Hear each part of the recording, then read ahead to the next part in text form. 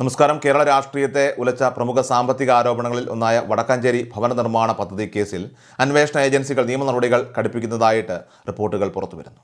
വിദേശ സഹായത്തോടെ നടപ്പിലാക്കാൻ ലക്ഷ്യമിട്ടിരുന്ന പദ്ധതിയിൽ വൻതോതിൽ സാമ്പത്തിക ക്രമക്കേടുകൾ നടന്നെന്ന പരാതിയിൽ കേന്ദ്ര അന്വേഷണ ഏജൻസിയായിട്ടുള്ള CBI പ്രാഥമിക കുറ്റപത്രം സമർപ്പിച്ചതോടെ വിഷയം വീണ്ടും സജീവ ചർച്ചയായിരിക്കുകയാണ്.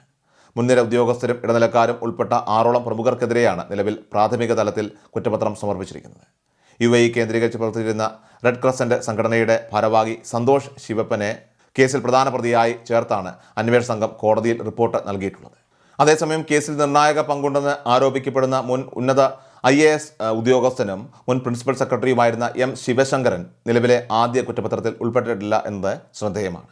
എന്നാൽ മുൻ ഉന്നത ഉദ്യോഗസ്ഥനെ പ്രതിപട്ടികയിൽ നിന്ന് ഒഴിവാക്കിയിട്ടില്ലെന്നും അന്വേഷണം കൂടുതൽ ആഴത്തിൽ പുരോഗമിക്കുകയാണെന്നുമാണ് CBI വൃത്തങ്ങളൊക്കെ നൽകുന്ന സൂചന. മുൻപ് മാസങ്ങളോളം തടവ് ശിക്ഷ അനുഭവിച്ച വ്യക്തി കൂടിയാണ് ഈ ഉദ്യോഗസ്ഥൻ. കൂടാതെ പദ്ധതിയുടെ ചുമതലയിലുണ്ടായിരുന്ന മുൻ CEO UV ജോസ് അടക്കമുള്ള മറ്റ് ഭരണനിർവഹണ ഉദ്യോഗസ്ഥരുടെയും പങ്ക് സമഗ്രമായിട്ട് പരിശോധിച്ചു വരികയാണ്. മുൻ പ്രിൻസിപ്പൽ സെക്രട്ടറിയുടെ ഇടപെടലുകൾ പരിശോധിക്കുന്നതിലൂടെ മുൻ ഭരണ നേതൃത്വത്തിലേക്ക് അന്വേഷണത്തിൻ്റെ നിഴൽ നീളുമോ എന്ന ചോദ്യമാണ് രാഷ്ട്രീയ നിരീക്ഷകർ ഉയർത്തുന്നത്. ഭരണതലത്തിലെ പ്രധാന തീരുമാനങ്ങളിൽ ഈ ഉദ്യോഗസ്ഥൻ മധ്യസ്ഥനായി പ്രവർത്തിച്ചിരുന്നു എന്ന ആരോപണം പ്രതിപക്ഷം ശക്തമാക്കുന്നുണ്ട്.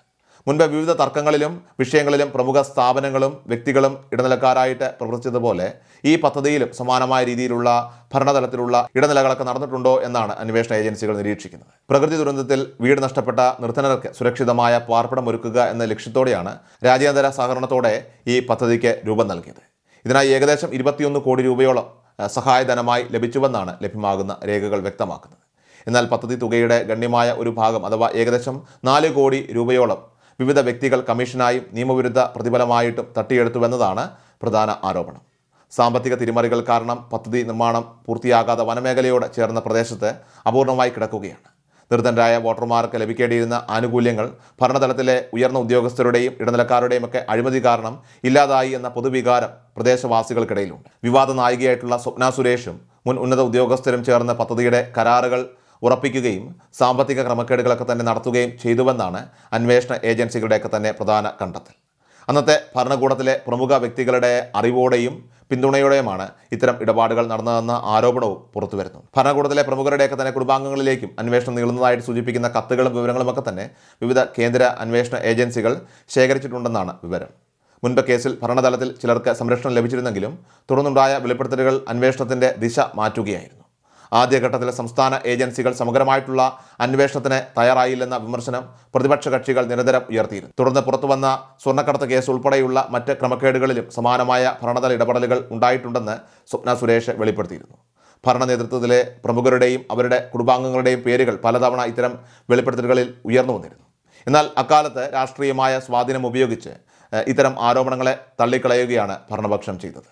എന്നാൽ നിലവിലെ രാഷ്ട്രീയ സാഹചര്യത്തിലും കേന്ദ്ര അന്വേഷണ ഏജൻസികളുടെ നിലപാടുകളിലുമൊക്കെ തന്നെ മാറ്റം വന്നതോടെ പഴയ കേസുകൾ വീണ്ടും സജീവമാവുകയാണ്.